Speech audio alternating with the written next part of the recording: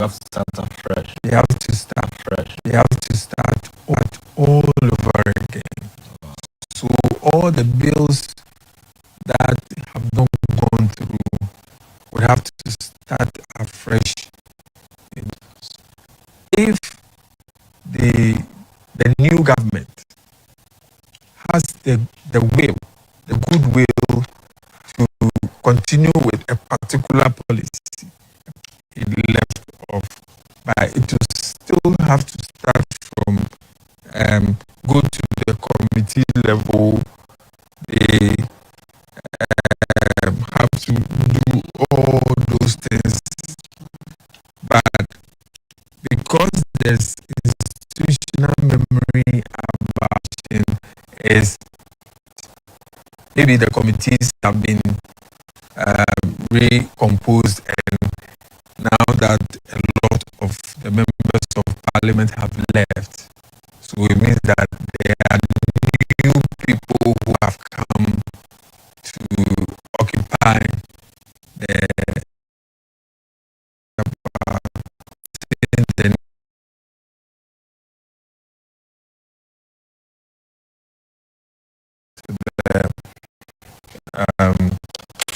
the minister, because if they don't do it at no input, this went to the prelaying stage and they had a lot of issues. I think that was even drawn and never came back again. It's a kind of a bit difficulty for members of parliament. But the NPP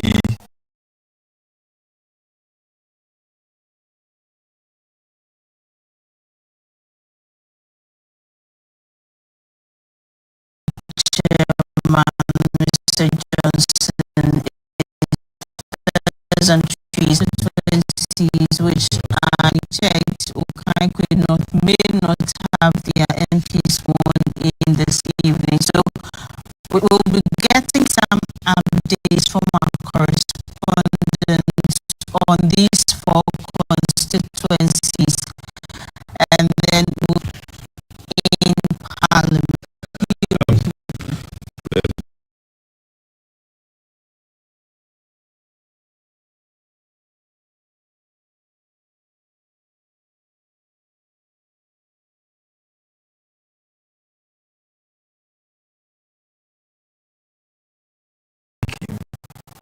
They felt that in order to make their point or to drive their point home, it needed some had his strength in the and him economy.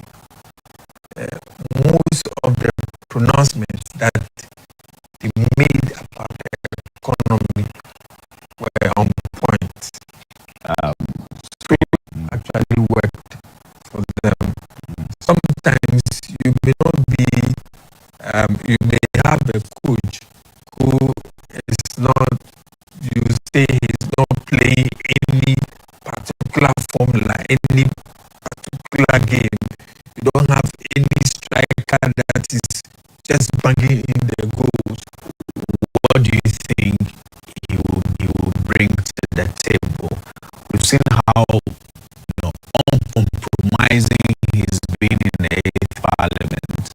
Sometimes taking things personal, and leadership style of Gavin Agbonja. If you see him as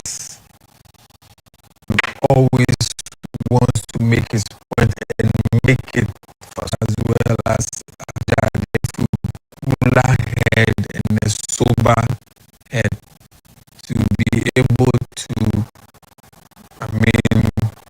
rally the front of the majority and NDC. I think that would be helpful. Even with the finger marking on the other. have to aggression because of the numbers that you already have. Yeah. What the who would have to drive the point? What you are bringing is this, but when you compare it to this, we think that this has a superior argument to yours. But if we get somebody who, because the minority, they do not have a lot of things at stake on that supporting role. But I'm not taking anything from him. He's a doctor now. I'm not a doctor.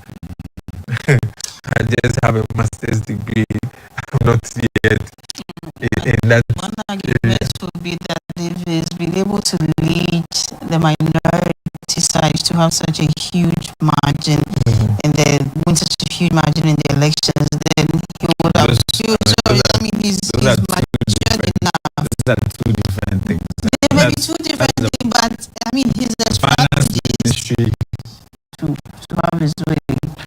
All right, so talking about finance and also talking about the MPs who are going to be coming to Parliament for region, certainly, and we'll come to the Kano North constituency. This is Gideon Boako. He was an aide to Dr. Bawumia, a spokesperson to the vice president. He has an economic background himself. For a very long time, the MPP,